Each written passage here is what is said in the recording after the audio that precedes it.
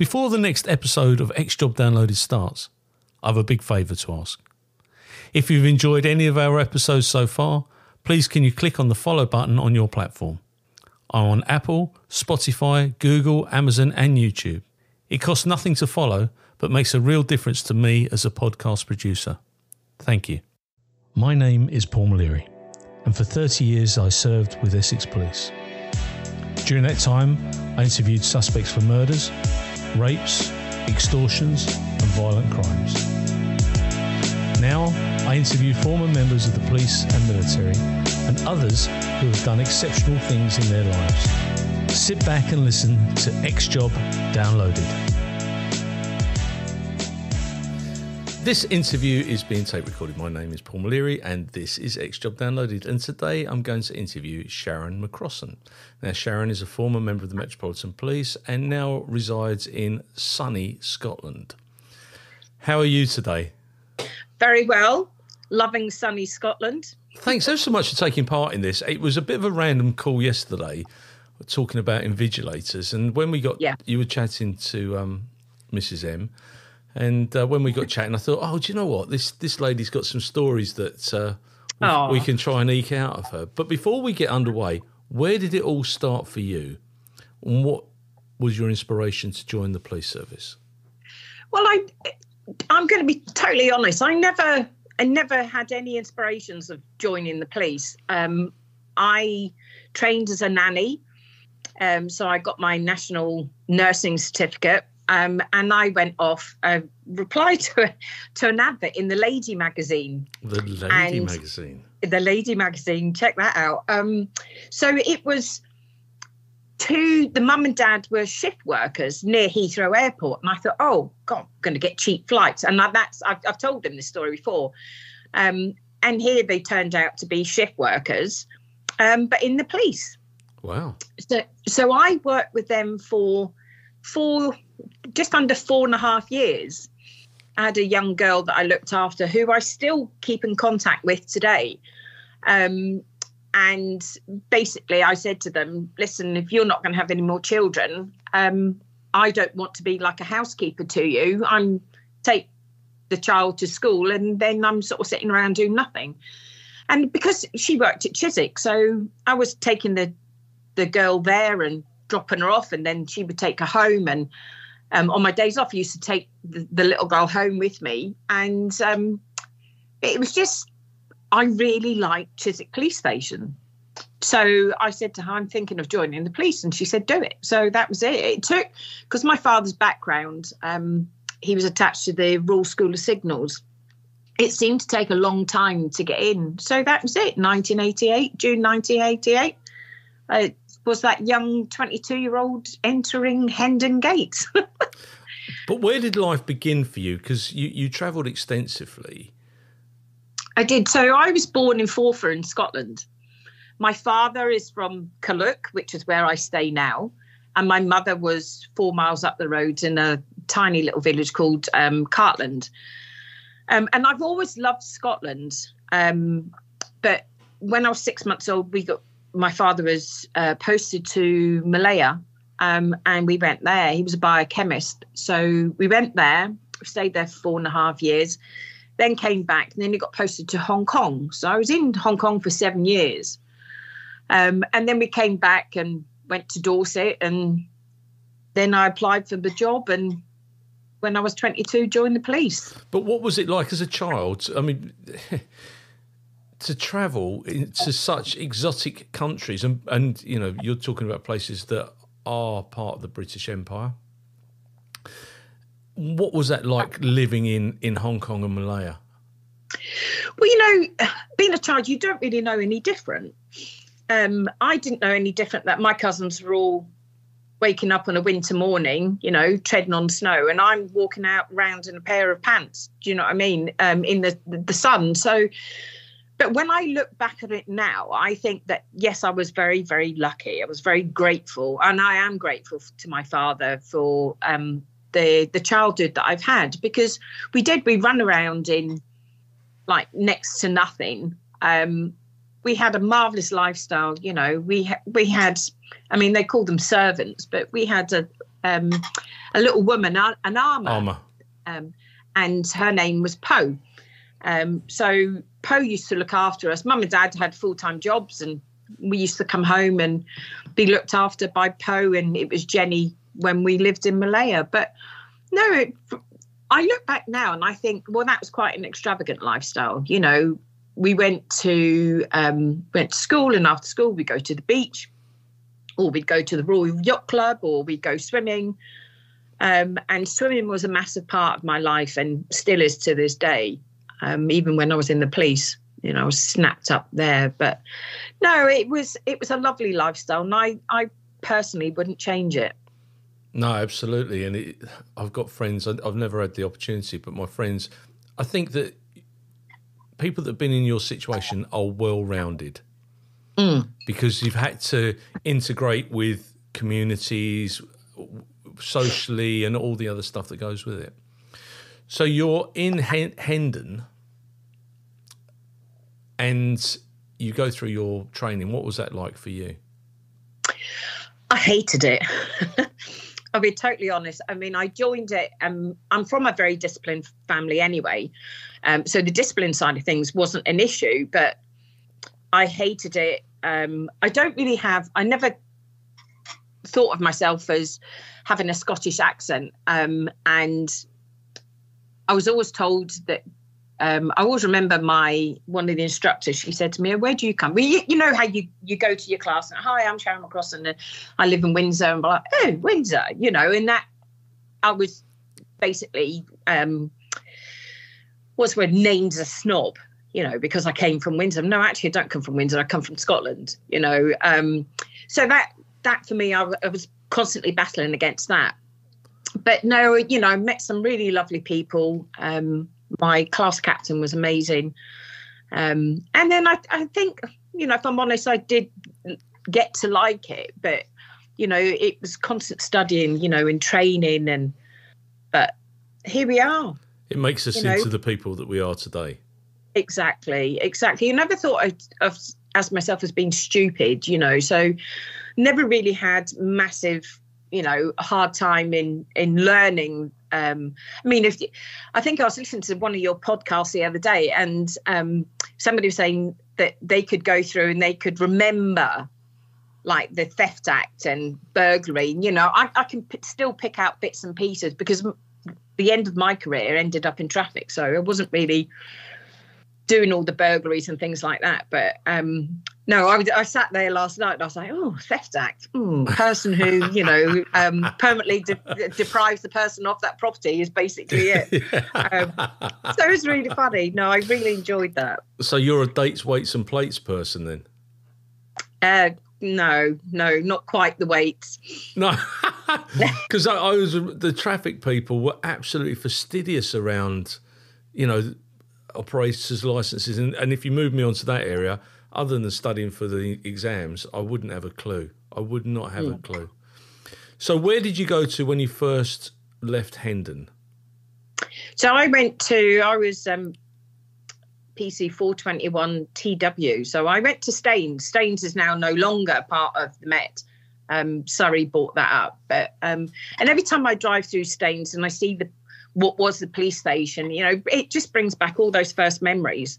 And your first nick is always your best, isn't it? Yeah. Nothing, because you're all of a sudden you're put into this world and you're out there and you're nicking people and you're like, suddenly you've got this power that you never thought that you would have. But it's not, some people, it goes to their head. And I just enjoyed it, but I knew almost straight away what I wanted to do. I'm a massive petrol head and I always wanted to be a driver. So this is where my career, you know, I'd ask my Sergeant John, I'd say, right, you know, I want to be a protection officer. How do I do it? So, and then they're so great, you know, they guide you in to the various places.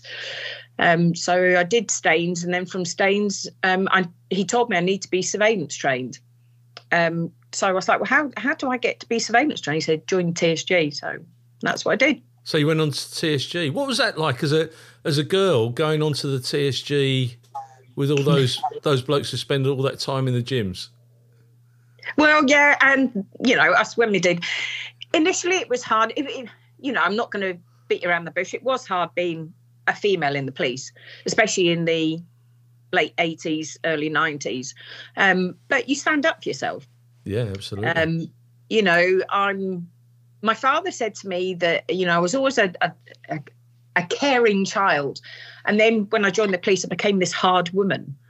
And I said, well, I need to be hard. I'm not rough and tough. I need to be hard emotionally, because there's things that you deal with that you as my dad would never see.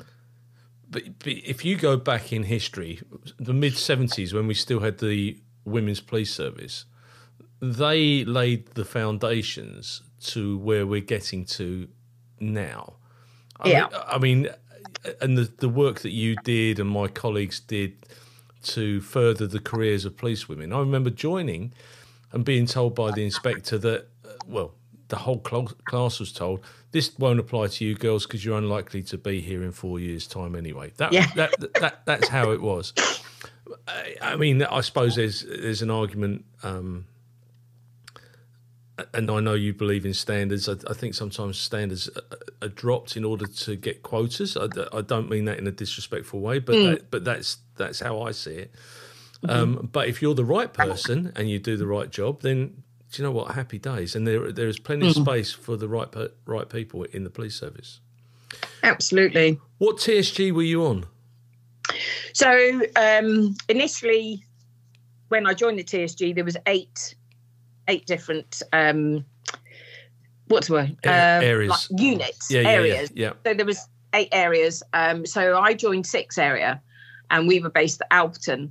And I fell in love with the TSG. It was something completely different. I was thinking to myself, right, what am I going to say in this? I know that you're going to sort of take me down a line. Oh, what about the TSG? And I was sitting here thinking, do you know what? On an early turn, so we would turn up for an early turn, say like we're on Commissioner's Reserve, which means that you as an area TSG, if something happened in 3 area TSG and they needed extra help, we would have 1, 3 and 21 to take, a whole crew to go and assist.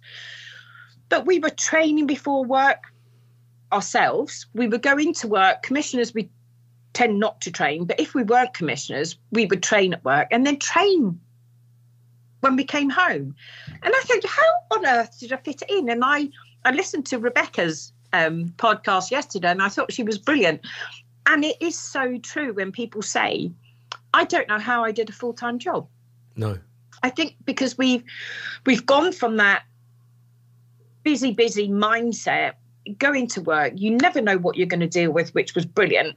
And then you would come away from that and you would either go, right, shut the door, keep the police out, or you would go, right, I need to speak to somebody. I dealt with something horribly today. And my mother was my Samaritan.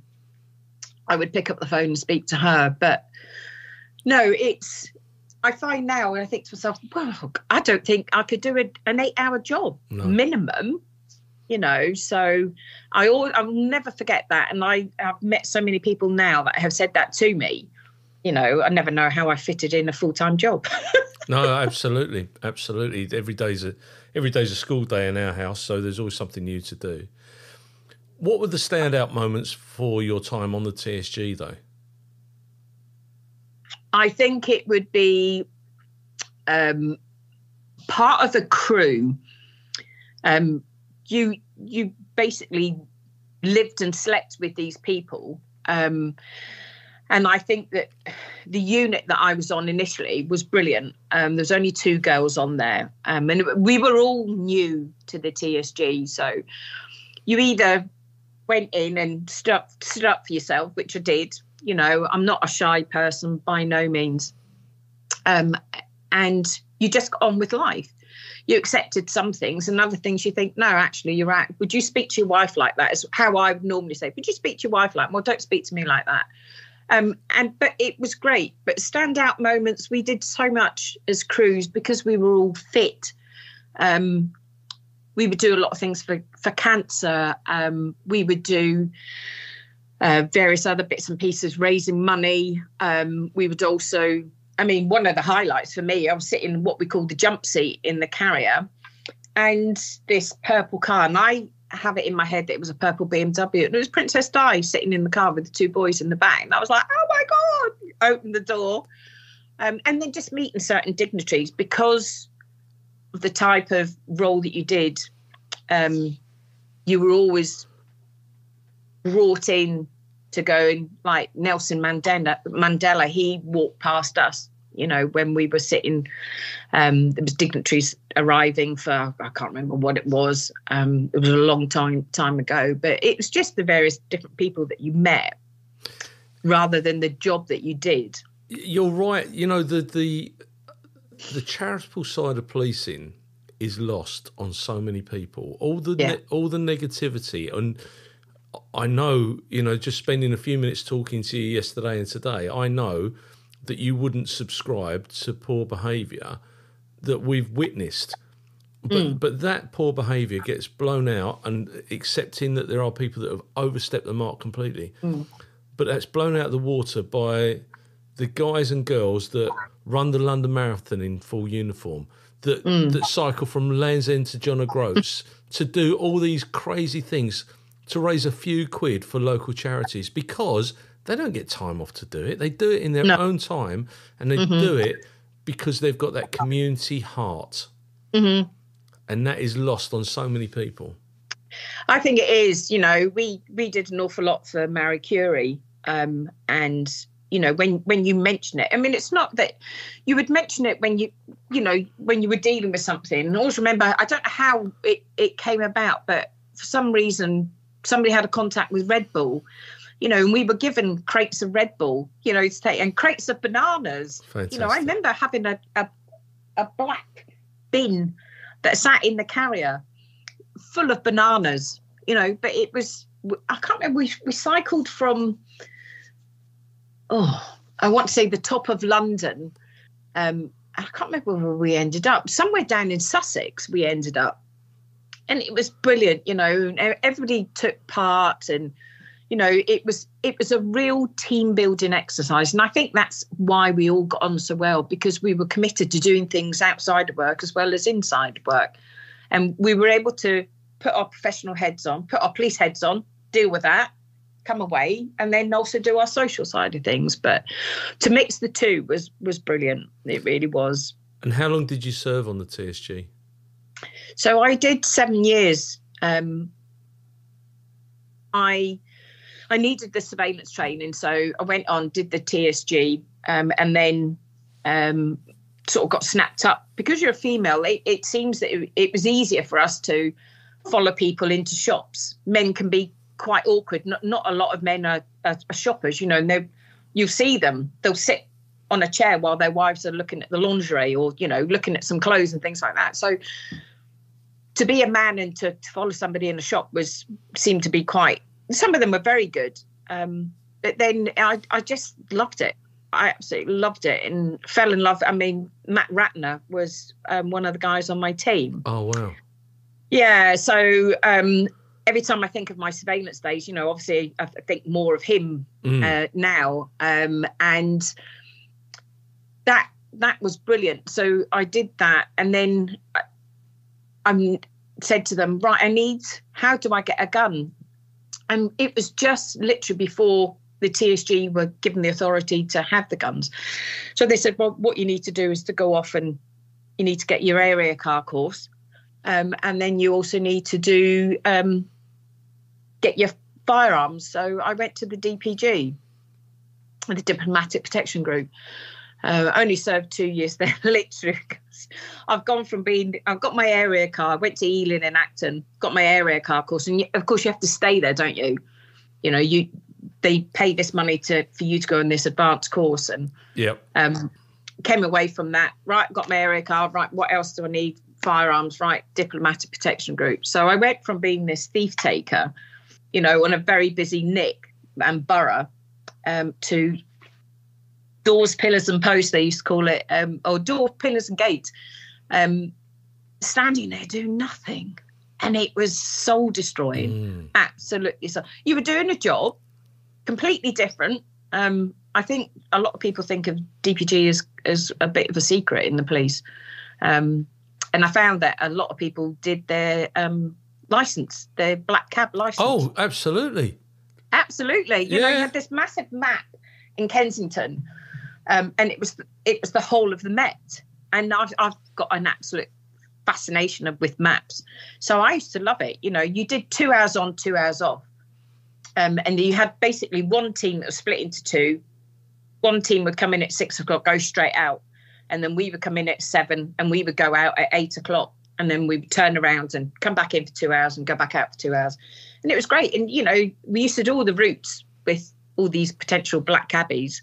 No, that was good. And I left there, went to do the special branch interview. And unfortunately, I failed it. You know, I did 14 years preparation. Did all the practical stuff and came in the top 3 with them. And I was thinking, God, I'm going to go places now, you know, going to be a driver for all these famous people. And had some bad news before I went in for my interview. So I just a bit sort of walked in there. Hey, how you doing? I'm Sharon. You know, I come for my interview today. And then, you know, and I remember my first question. He said to me, what's on the headlines today? And in my head, I'm answering, I really don't care. My cousin Jerry was found dead this morning. And then I had to answer what was on there. And I just found it very difficult to switch that off, the personal life, and to concentrate on what I was doing. So as my mum said, you know, these things were sent to try us. If it wasn't to be, it wasn't to be. And I was so disappointed it took me about a month to get over the fact that I never got this job because I trained for 14 years for it. Wow. Whose doors did you stand outside then? What embassies did you look after? So in Kensington, there was only a couple. So it was American Embassy, and it was also the Israeli Embassy, the Israeli ambassador's house. And we had some fun up there. I'll tell you, there are some stories that you could tell. Peter Mandelson stood outside his door. And, you know, we used to stand there. I can't remember his name, and it was bugging me because he was a black cab trainee. So we would stand outside, obviously still doing our job, but I'll say, right, go on, tell me your route. So he would do the route in his head, you know, and I said, no, you got that because I've got the paper. No, you got that wrong. You've missed the street. But no, it was good. It was hard work. I remember I was standing outside the American Embassy. And it was freezing cold. It was about 4:20 in the morning. And I remember it being 4:20 because my shoulder number was 421 and I had that for 14 years. But I remember standing and we had field suits. So we had our uniform. We had like our thermals on. Then we had our uniform. And then we would have these field suits. And it was like a fleece inside a Teflon coat. And they were brilliant, absolutely brilliant. Keep you warm. I had a balaclava on. I had my hat. I had my gloves. And where I was standing outside the American Embassy, I was thinking the wind would whip right through you. And I remember thinking, if anybody wants to break into the American Embassy, now's the time to do it because I am not taking my hands out of my glove to put onto a cold. I just remember thinking, now's your time. But no, thank God, touch wood, nothing ever happened. Never had to pull my gun. That's brilliant because the American Embassy, that one is now gone. Yeah. And that's where Gregory Peck famously, I think he fell out of the window or something similar during The Omen, the film The Omen, and that was before they had barriers up outside. Mm. And the Israeli Embassy, Kensington Palace Gardens, or the Israeli ambassador's address in Kensington Palace Gardens, that's obviously a very focal point. It's a focal point currently for protests, and they've got an exclusion zone. I think it's 100 metres from the south gate of... Oh, yeah. So the south gate, they've got 100 metres away from there. They've got an exclusion zone for protests. Wow. Were you in the red vans then? Because the DPG used to have red vehicles to nip around London. Yeah. Yeah. The red vans, the red cars. And I always used to think, why red? Yeah, why red? No, nobody could answer me. And I also think, why did we go from white vehicles to grey vehicles to silver vehicles? But then I was told that the silver paint's cheaper than white paint. Yeah. I'm sure. And then they had the thing with the BMWs, because I went on to, I did the last half of my career in traffic, and we had BMWs. Yeah. You know, but nobody could ever answer me, even like the driving school instructors. I used to say to them, why has the Diplomatic got red cars? Just don't know. It's bizarre. What year did you leave the DPG? Just for 2000. Where did I go from there? I was an area car driver. I went from there. When I left the diplomatic protection, I dislocated my knee. I was actually training for the marathon. Dislocated my knee. Because I was in the DPG, they said to me, right, you live in Staines. We've got a position in the collision investigation unit at Hampton. It's like, traffic, you know, and there was always that traffic and CID, wasn't there, years and years ago. They always used to think that they called us rats because we rat upon a detective.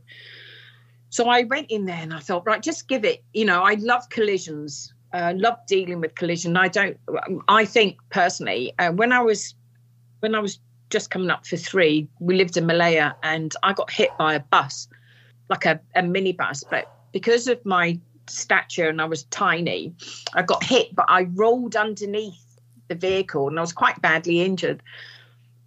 And I think that whenever I deal with a collision, I always have that in my head, you know, how would I deal with these people? I've been a victim before. How was I dealt with? And I can still remember, you know, being picked up and taken to the hospital. And that's as much of it as I remember. So I had this thing for collisions. And then I went on and there was Steve, and then there was an Andy and there was a Paul. And they literally, you know, I was this female coming into their world. Nobody wants to go into the collision investigation. And there was this female, we had a female inspector, Leslie, and I used to go, you were saying about tachographs and lorries and things like that. I used to go to where they used to check the vehicles and examine the vehicles. And I remember being in this pit underneath this coach, you know, and I was fascinated. I remember Steve saying to me, when a car brakes on a road, it skids. This is way before ABS. It skids. And basically it takes all the wee stones with them. And when you say, like, you've got the front of the tyre, in front of that tyre, you would literally have a row and it'd be in a triangle, the shape of a triangle, all these wee stones where it'd been pushed forward. And I was fascinated by things like that. That's what I went into. But it's a precise science dealing with serious collisions.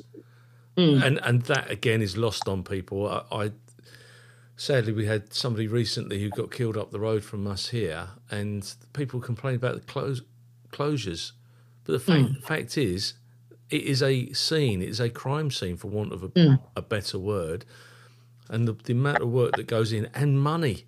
The cost of a fatal road collision is quite significant. When you go on to traffic, did you have to go through the traffic law courses and everything else? No, because you sit a board, don't you? So on that board, I mean, obviously, I was quite up on the road traffic offences, you know, 1, 2, 3, 4 and 5 were your main. But then that extended with the more fatals that we were dealing with, the more, you know, trying to prove somebody the difference between without due care and dangerous driving. It's massive. So as much as we pushed towards dangerous, it was easier to secure without due care and attention. But then other things would pop in, you know, drinking, the state of the vehicle. And this is why we got 3A introduced, you know, death by careless, death by reckless, death by without due care. But no, that was a completely different world. Because you're not only using your policing skills, you use empathy, because I was also a family liaison officer. Right. Which, again, is one of the hardest the hardest jobs that you'll ever do. And I don't care what anybody said. No, I carry a gun. Or, oh, I've carried a gun as well. But knocking on somebody's door and telling them that a loved one's not coming home is the hardest thing I've ever done. And I went on to do Safe Drive, Stay Alive. And I did that for about 3 years. And you stand up as a police officer, and about 5 minutes you're given to talk about your career in that. And I used to say, I've been an officer for 27 years, because it was at that time. And I've been a traffic cop, been a firearms cop, I've been a riot cop, and I'm family liaison officer. And I said, but out of all those jobs, family liaison officer was the hardest job I've ever done.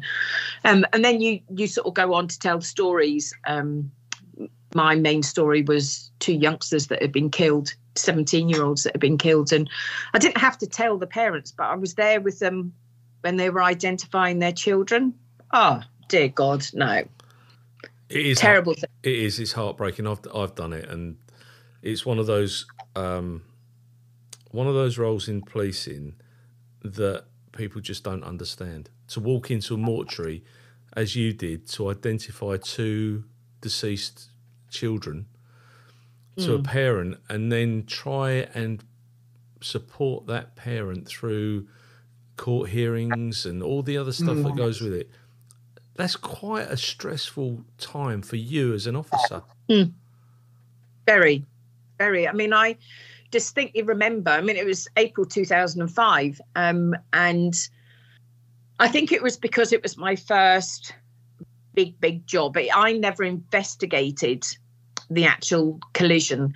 But the family liaison officer who was there, Chris, his wife became terminally ill.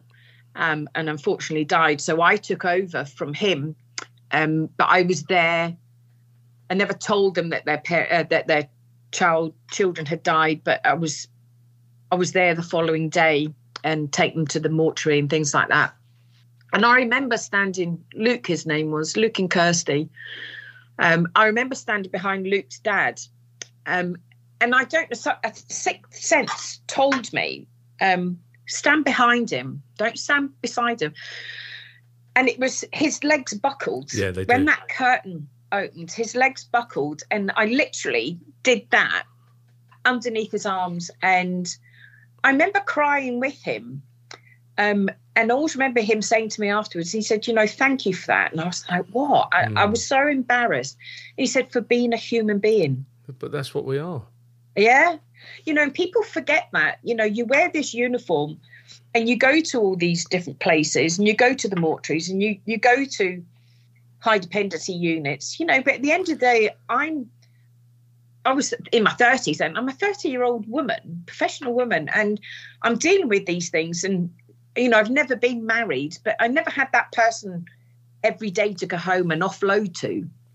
No. And you need that. You definitely need that. You do. And the other thing about road traffic collisions, serious ones, this sounds awful, but the victim doesn't always die at the scene. You have to deal with that as well. I mean, thank the Lord that we've got very strong healthcare professionals who attend. But you would often be the first person at the scene while somebody's bleeding out on the front seat of their car, or a child's been run over, and you've got to deal with that. Because it's not only them, you then have to deal with the public at large. When the public start coming and gawping, that used to get me.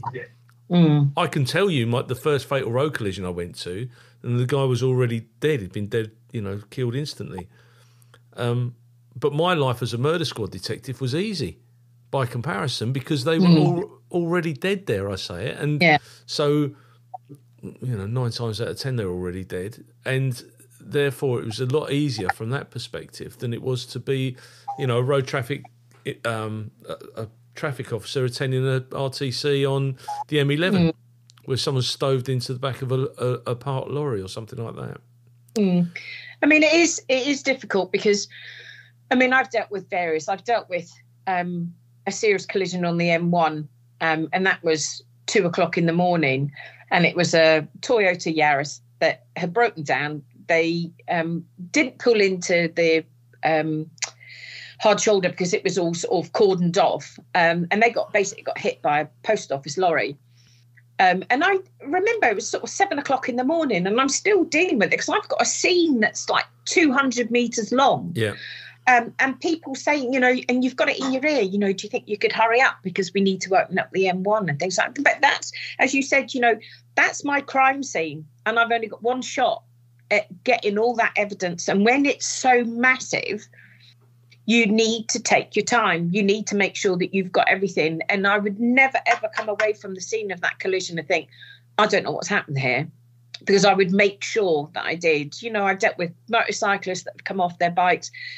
I've dealt with somebody who was sitting talking to me. He was squashed, between two lorries in a pickup van. And he's chatting away to me. And as soon as they removed him, he died. Yeah. And when I watch these programs on the television, I'm like, no, leave him in there. Leave them in. If you can cut the cab and take that, because it's all about pressure, on their wounds. And, the fact that you're talking to somebody and about an hour later, they're dead and gone. And I really struggled to comprehend with that. Yeah. But then you would turn up to scenes and I remember I dealt with a young boy who was only a toddler, and he'd been killed by an ambulance that was on, went to a nursery. So it was like a show and tell type thing. So they were all these kids were on this ambulance, and something happened. And I remember going there, and Steve, who was the collision investigator, and he just said to me, Sharon, don't come any further. And I said, I need to see him because I need to be that one to tell his mum and dad. And I remember her coming up, and I was with my sergeant, and he said, are you ready for this? He said, because this is going to be awful. And, the fact that she dropped her son off at nursery and she wasn't picking him up. It's terrible. Horrendous. Yeah. And that was very stressful because I had a cousin that was took a stroke at the same time. And I know exactly how old that little boy would be today because he was the same age. I had to come off of that as a family liaison because I couldn't deal with my own family. Yeah. And they are part of the rules of deployment, isn't it? If you're going through any trauma in your own life, then you have to raise it with the SIO and make sure that they're aware, because otherwise you'll get deployed and you've got tragedy in your own life, and you've got to try and act in an appropriate way. You can't let your own judgment cloud, but we're all human. We go back to that. Yeah. And when I first started doing deployment to FLO's roles, we didn't get any support. We didn't get any support at all. There's no PIMS, trim, bloody counselling after deployment, anything like that.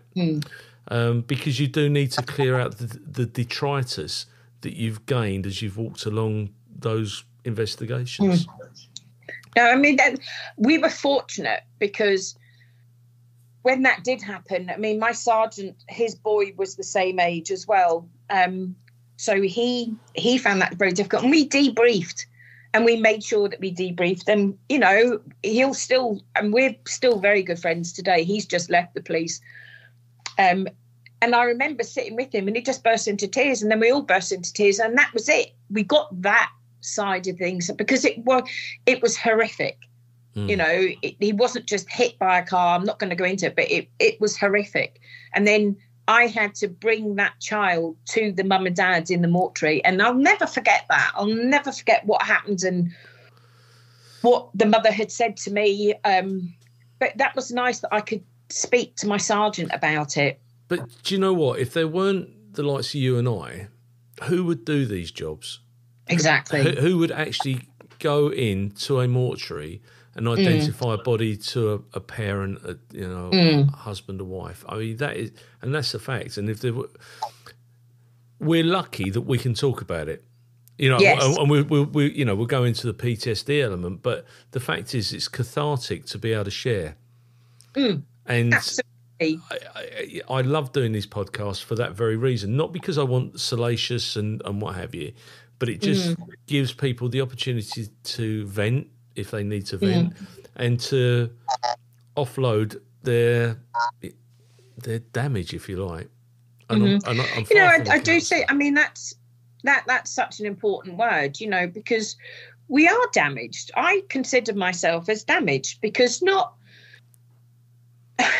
I was interested in roles. I always felt that it didn't bother me when I was dealing with it. It didn't bother me. It didn't bother me that I was going in and dealing with it. You know, if I was dealing with a collision and the family were coming up to identify that, I would always make sure I'd go and see the victim so I could see what they look like and then prepare the people for it. And you learn over the years. Yeah. I do consider myself as damaged, you know, because it wasn't just that. It wasn't just those things. When that was Ealing, I got caught up in the Ealing bomb, and that was horrendous. And the amount of people that sort of flocked to you to, right, okay, how can we help you? And I remember sitting with this person, and he had socks and sandals on. And this was a chap I'd never met before, and I had to offload, and I couldn't do it to him, but I could do it to any one of my team. Do you know, I just felt that the person that they were recommending for me and was just wasn't the right person that I needed to speak to. And I feel that, I mean, I did have PTSD after that, and I struggled to come back to work because every time an alarm would go off, anytime like a sudden noise or somebody would like come up behind you and make a noise behind you, it would literally freak me out because of this explosion. So I struggled to come back to work. I worked in the control room, and then I came back and eventually got back into the swing of things because I wanted to. I didn't want to be that, oh, poor Sharon, you know, she got caught up in the Ealing bomb. And then you become harder. You become this tough person, and everything I felt that I dealt with, I was putting into this box, and this box was getting fuller and fuller and fuller and fuller. But I left the police, and it was like, oh, okay, I'm all right. I'll come up to Scotland. I dealt with something just recently. I touched on it the other day, and I just felt as though what I was dealing with just lifted off the lid of this, and all these moments came out, and I felt awful. But I'm on the other side of it now. You know, that was, where are we now? That was literally 2.5 months ago. And I needed that. If you look at the canteen culture that Mark Rowley so proudly says he's got rid of, yeah, right. that was our venting area. Yes. When you sat with your friends and your peers, we all took the mickey. We all had the same feelings. We all felt sad. We all felt happy. If you didn't, then, and this is the other thing about it, if you weren't like us, you'd soon get identified, and there wouldn't be the issues. But no. Because there's no integration and there's no sociability, that's why people don't get outed as being odd. Let's put it that way.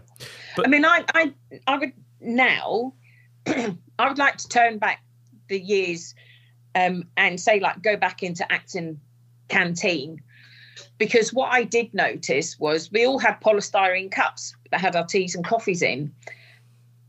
But if there was like a shout that went off, we'd all abandon everything that was here and go off and deal with it. But I'd love to go back into that and just have a look at the devastation of these polystyrene cups. They used to get torn off. Yeah. They used to draw on them. There was a thing in the middle that we like a bucket that was surrounded by a Met Police logo thing, and we just put our tea bags, excuse me, the sugars and things like that in there. But you know, the cups were destroyed, and that is us sitting and talking. But you would never know that you've done it. No, you know. But I always remember these polystyrene and teeth marks. Yeah, out of, like, you know, why did we do that? It was obviously a way of unleashing everything that's going on in here. I would love to go back and have a look at a state of a canteen when everybody's gone on a shout. Yeah. Well, and you'd run your thumbnail down the around it, and you'd draw on it. It was you draw everything. You didn't need a pen. No, it's funny. Hilarious. But I mean, and if you don't want to talk about it, it's fine, and I understand. Yeah. But the Ealing bombing, what actually happened for you on that event? So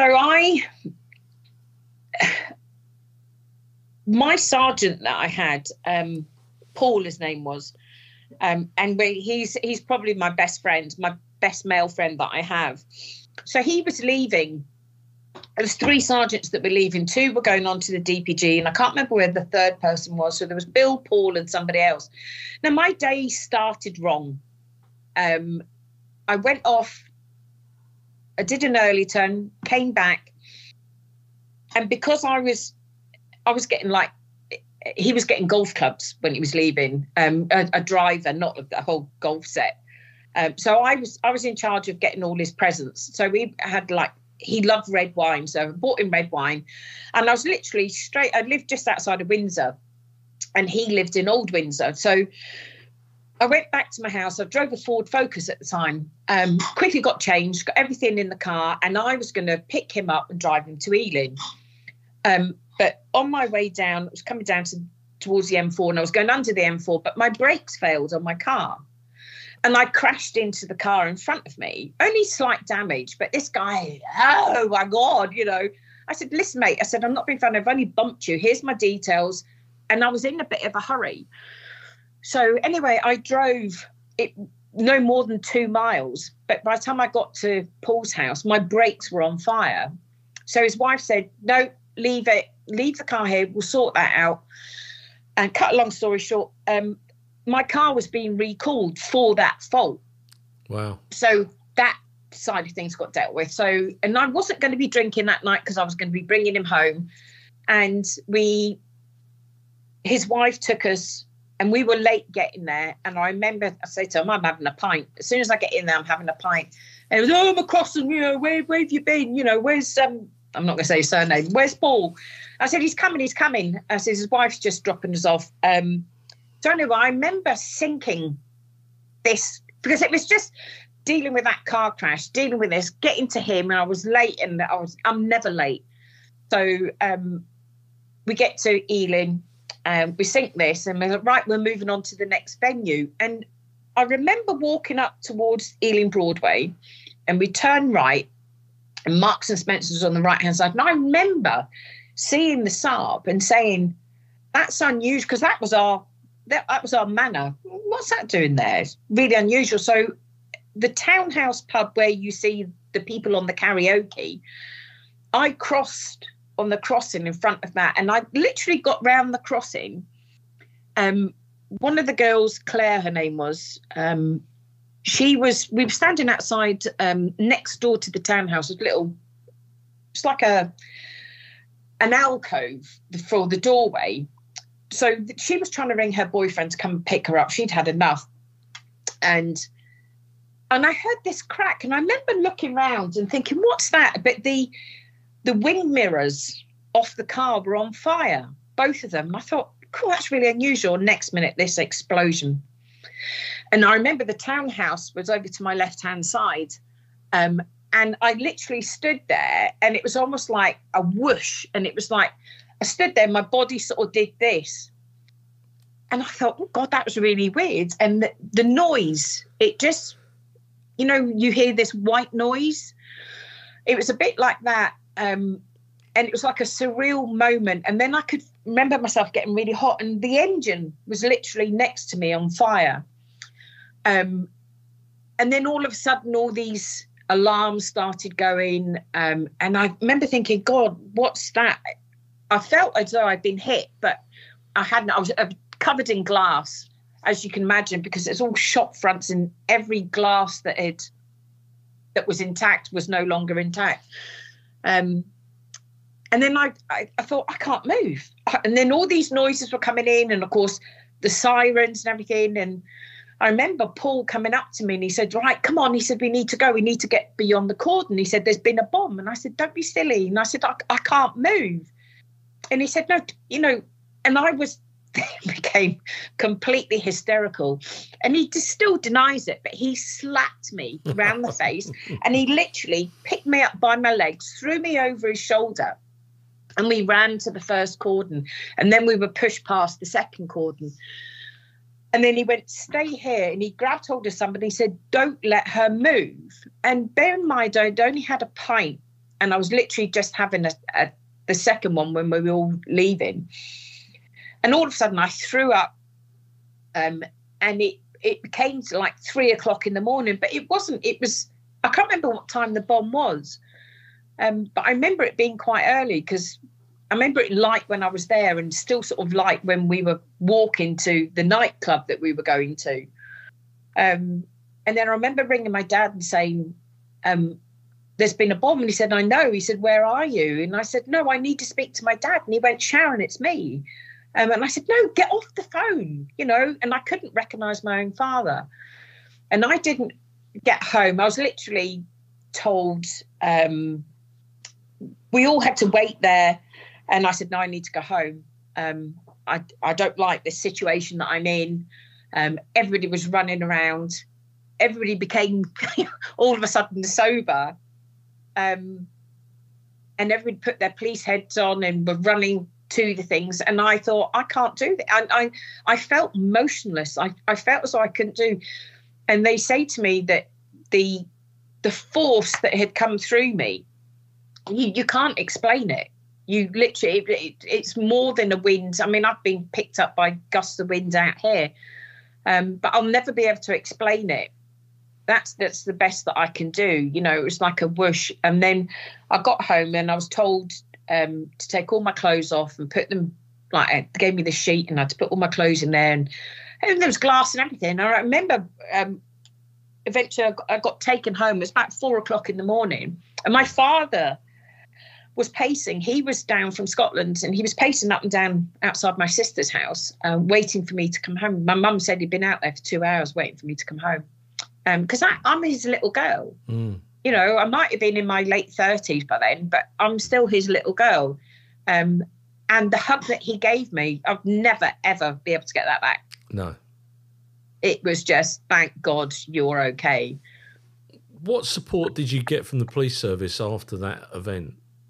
Loads. There was lots of the counselling. No, forget about that. Not interested. Because the person that turned up, I just couldn't speak to them. But no. I went to Goring, had 2 weeks down in Goring, and that was brilliant because it was just on the time where not mental health, but things that you dealt with were becoming a bit more prominent, and you were able to speak to people. You were able to go into a class and chat with people. You were able to go to the gym, swim. I mean, I swam. My forte was swimming. I'd get up in the morning, go swimming. After my lunch, I'd go swimming. In the evening, I'd go swimming. And, you know, people I used to have this nickname called Mermaid because I swam like a mermaid, you know, and I'd go under the water and I would sort of do this underneath the water and everything is shut off. You can't hear a thing under the water. No. And that to me was my solace. And I still swim I swam the other day and this man said to me, you should have been born a fish. I love swimming, and I've only just sort of come back and I swim 3 times a week now. Brilliant. You mentioned previously when we talked around some of the great characters you met, Jackie Moulton being one of them. What was she like to work with?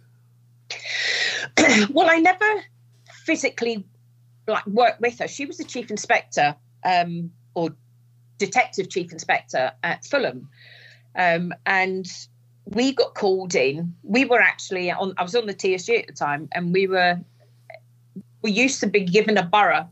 Right, you're going to work in Fulham for a month. You're going to work in Ealing for a month. So you would go and you would have like all your briefings and get all your nominals and who you were sort of not targeting, but who you wanted to look out for. And there's nothing wrong with targeting. There's nothing wrong with targeting.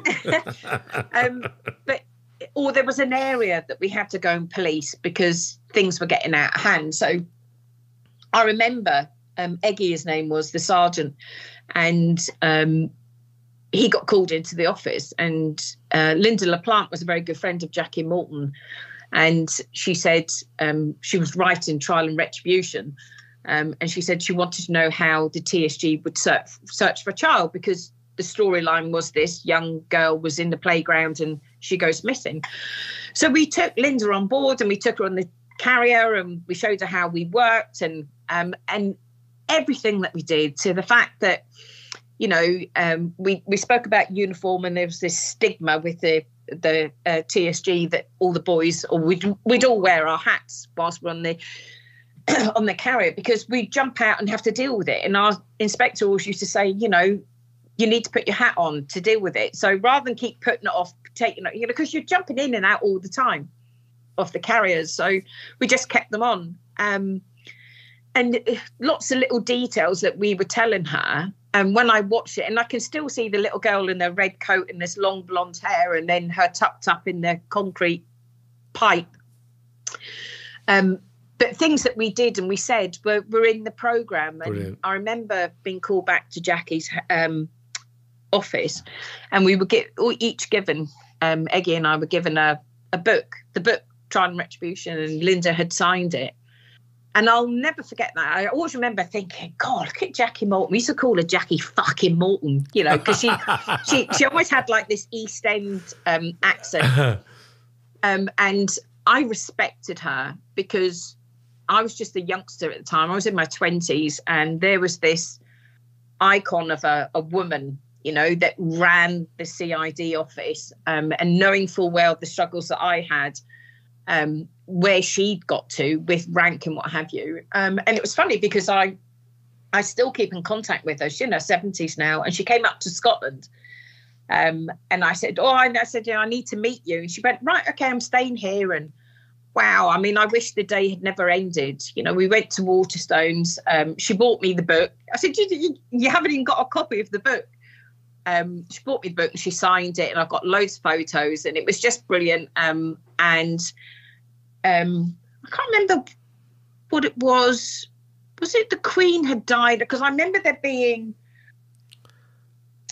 like projections of the Queen's face on all the buildings. Right. In Glasgow, and then something went off in Glasgow because there was like 7 fire engines and hundreds of police, and I just don't know what had happened. And I remember sitting in the hotel, and I said to her, "Can I say something to you?" And she said, "You can tell me anything that you want." And I said, "We used to call you Jackie fucking Morton," because that's what she was like. You fucking what? And this is the way that she was. And she thought this was hilarious. Absolutely hilarious. And she was lovely, and she still is a lovely woman. And I've got her book here, The Real Prime Suspect, because Helen Mirren, Prime Suspect, her role was modelled on Jackie, and the first thing that she says in the book was going along to the filming, and she said to me, the only thing that they didn't get right, she says, was my sexuality. Oh, brilliant. Absolutely no, brilliant. There are some right characters in the police. There really are.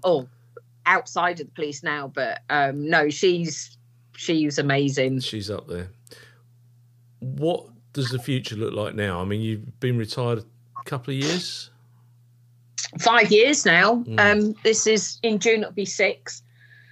So I left the police 2018.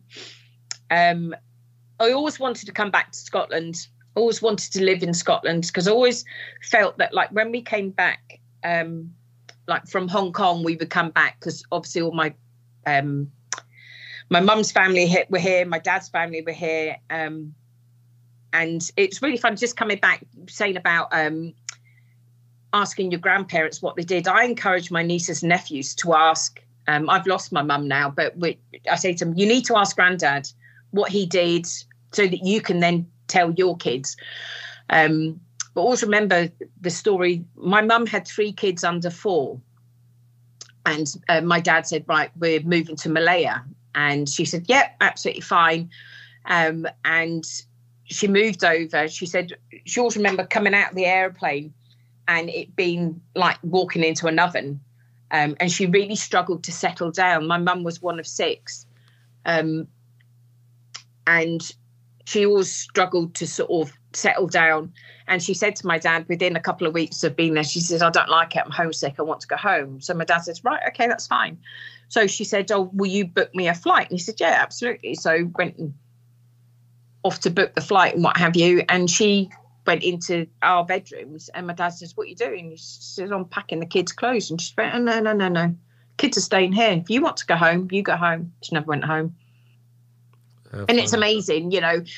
And when we would come back here, we always went to Avon Avenue, which is where my dad's big sister lived. And that was always our first port of call. We would come here. And there was just something about Scotland that I loved. You know, I lived in a hot country all my life. And I didn't see snow until I was 11, you know. And I remember going out and like having my bare feet and thinking, what is this stuff? But I'm obsessed with it now. But no, I knew that I would always come back here. And I wanted my mum and dad. I bought this great big house. I'm on my own here. But I bought this with the intention of mum and dad coming up and staying, you know, months at a time. But I lost my mum. I left there 2018 and I was constantly down to London because mum fell ill and then we lost her at December 2019. So I fell into hospitality up here. Oh, best okay. thing. Yeah, best thing. I put my CV out on Indeed, and this agency snapped it up and said, you know, we've got a lot of. They provided agency staff for hospitality venues, so like Murrayfields, and I'm like, get me into Murrayfields, because I'm a massive Scottish rugby fan. I would go for years. I went. And supported them, and Chris Patterson was my hero. And then all of a sudden I'm in the presidential suite at Murrayfield where all the players come back in afterwards. You can't get a ticket to get in there. You're invited by Scottish Rugby Union. And Princess Anne obviously comes to every single game that she can. She would come in there. I would get involved in that. And I remember before she turned up, one of her prop officers was in, and it was like, "Oi, McCrossan, what are you doing at Murrayfield?" And I went, "What are you doing here?" I said, he was her prop officer, well, one of the prop team. So, you know, I fell into that. You know, I met Chris Patterson. I've got my photograph taken with Chris Patterson. Best day ever. Brilliant. Doddy Weir, you know, I met him years and years ago. He was doing an MND thing and he was right as rain then. And then I just watched him decline. He'd go to Musselburgh races, used to go Musselburgh races, Perth races, Murrayfield, Hampden. Used to do all Scottish football, concerts. So what do you actually do then within hospitality? What's your... Serve drinks. Serve drinks. Happy days. Happy days. Hi, how you doing? I mean, the first president, it was a female president, Dee Bradbury, her name was, and I know she won't mind me sort of saying her name, but she was a real character. I met her husband, Nick. So I said, "Oh, you know, what's your role here?" And she went, he said to me, "Oh, my wife is the president of Scottish Rugby." And I went, "Wow." And he said, "No disrespect to you, Sharon." He said, "But the agency looks after students and it's basically beer money for them. So you're working with 18 to 23-year-olds, and there's this 50-year-old woman coming in. She said, "You seem a bit outsourced." I said, "No, I'm not outsourced. They are." And I loved it. And he said to me, "There's something about you." And I said, "I used to be in the police." And I said, "But don't tell anybody." And he said, "Dee used to be in the police. She was a DI up in Scotland." So when she came, and he went, "You'll never guess what." You know, because she spoke to me and she was like, "Oh, hi, Sharon, how are you? You know, red wine, keep it coming." And that was the introduction. Red wine, keep it coming, and Nick drinks Guinness.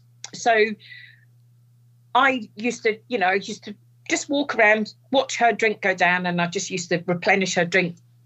And she went, "You and I are going to get on."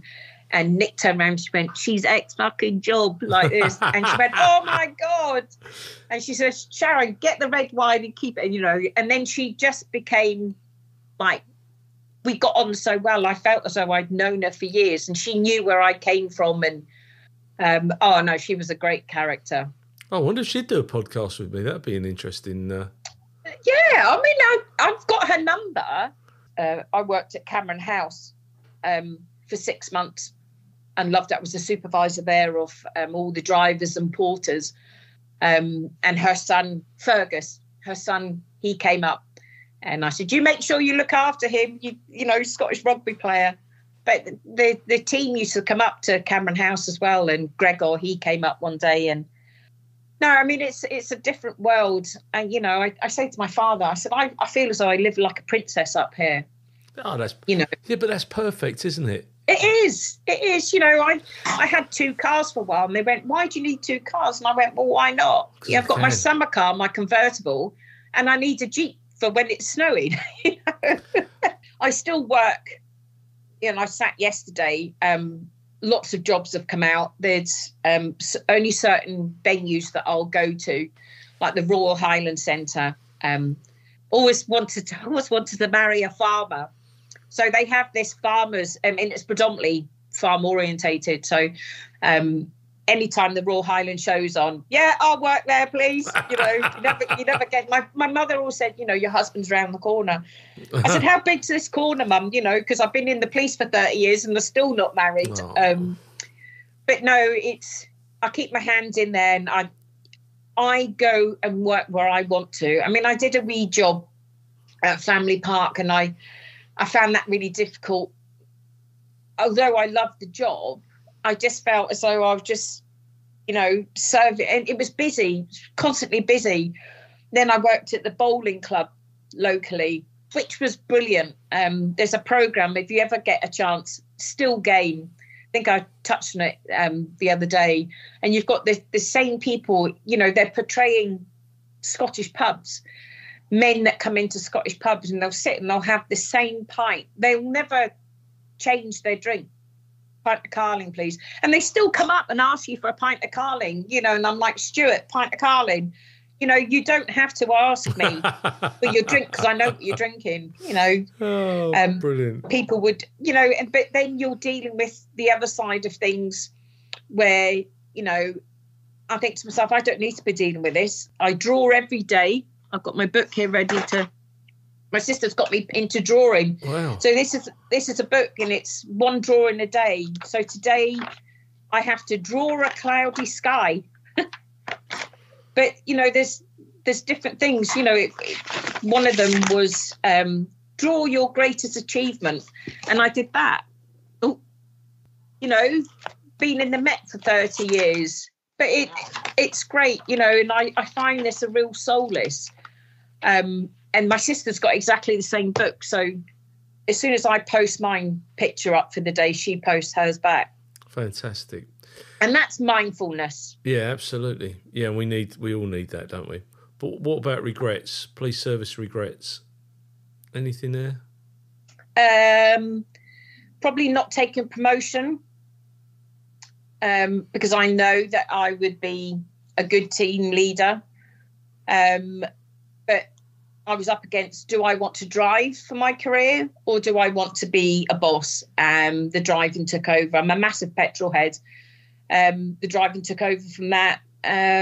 Regrets not getting into being the driver, because the superintendent said to me, you know, apply again. He said, we'll let you know when it comes out. And I'm like, no, I'm not interested. You know, you could see, you know, because all the results, you had all these people, I think there was 25 people that went for this. And in every, like, the surveillance, map reading, driving, I was within the top 3. I could see my name. And then the interview, I was 14th. And they took 13 people. And 13 is my lucky number, believe it or not. And I think, nah, I contemplated going for it again, but it's hard work. People don't realise, you know, you had to learn about all about Europe, all about the world, really. You know, your cities, the capitals, the currencies. And my sister was a teacher, and I said, I need to learn all of this. But the way that she taught me, you know, Uncle Bulgaria was in Lev with Sofia. So Lev was the capital city of Bulgaria, and Sofia was the capital and Lev was the currency. So, right. You know, you learned all these things, and it was months and months, you know, of revision. But then you think to yourself, well, if you can't take me on all my practical skills, you know, I'm not the best in interviews. You know, people say I don't sell myself. But I actually went for a job here in Perk, which is basically to be Kate in Line of Duty. So there was a job opportunity in Scottish Police for this. And I looked at what the competencies of the job were, and I'm like, family liaison, ex-firearms, deal with scenes, deal with crime scenes, deal with fatals, deal with shootings. And I thought, that's me. That's me. I've got everything that you're asking for is on my CV. So I put the CV in, 9 months of revision, because Scotland's different. Scotland's police force is different. And if I knew the person now that I know, then I think I would have got the job. But it was one of those, somebody's got the job, but we need to advertise it. That's because... In the interest of fairness.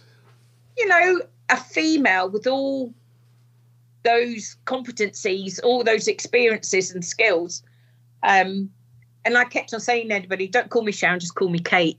I was desperate to be the next Vicky McClure. Brilliant, brilliant. Well, look, before we conclude this interview, I'm going to give you the opportunity to add, alter or correct anything that you've said in your statement today. Well, there's just nothing really that I've spoken about. There's things, obviously, that I won't speak about, and I probably would do to face-to-face to somebody, but that's when you're in, like, your dark moments.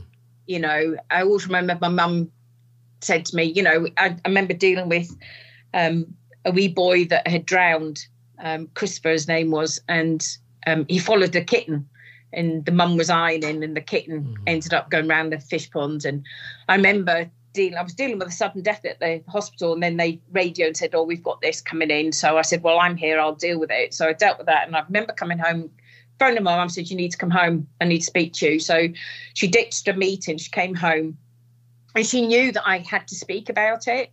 And then it would be that they lived in Scotland, and I'm like, hi, Mum, how you doing? Or what did you deal with today? You know, she knew something was coming. And she used to sit like, and then she used to say, you know, it's all right, sorry, Sharon. You know, she used to sit there with the phone like this. But she knew that I was getting it off my chest, and she was brilliant. But, you know. Yeah. Like, do you subscribe to any groups now for PTSD, or do you get any support for it? No, I don't do anything like that.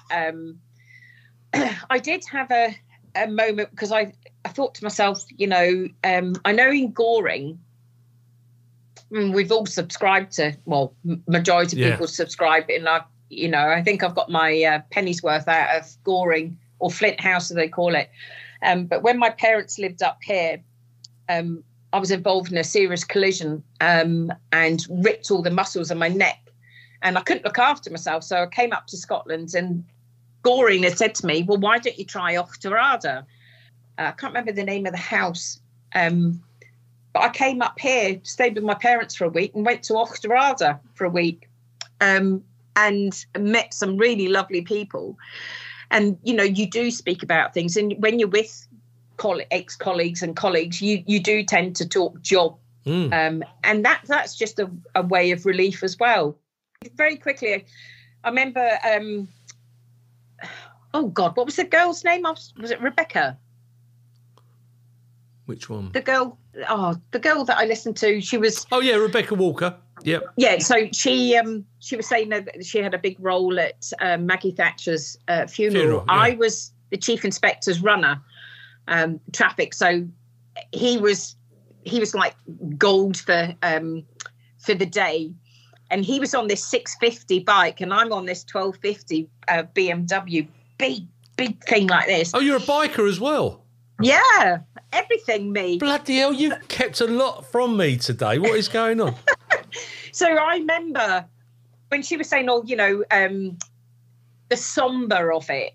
There was something about Margaret Thatcher that I liked. Yes. And I don't know what it was. Whether it was the fact that she was a prime minister and she was a female. Yeah. I always look up to these people that get to a certain level being a female.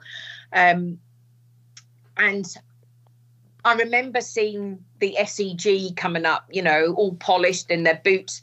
You know, there were certain ways that they would sit. I remember coming up, but we had to go and sweep the road and make sure it was all clear. And she's on her way up. So I remember the chief inspector, who's only tiny, him coming up, and he's on this wee tiny bike, and there's thousands of people. I mean, it's stacked like 30 deep. And I remember thinking, if anybody's going to come out and do anything, do it now, because I had my mindset that I had to do a U-turn in this road, and I did not want to drop this bike. And I'm like, don't drop it, don't drop it, don't drop it, don't drop it. You know, you're riding around and you're doing like 5 miles an hour. But can you imagine me dropping the bike at Margaret Thatcher's funeral? Yeah. It would be unheard of. I'd never have lived that down. Fantastic. A police But I didn't. biker as well. Yeah. A lady of many talents. Mm. Well, look, enjoy your day, and I will. I will speak to you soon. It's coffee time now. Yeah, absolutely. God bless. Take care. All right. Speak to you soon, Paul. Bye. Bye. Fantastic. Fantastic. Bye-bye. Bye-bye.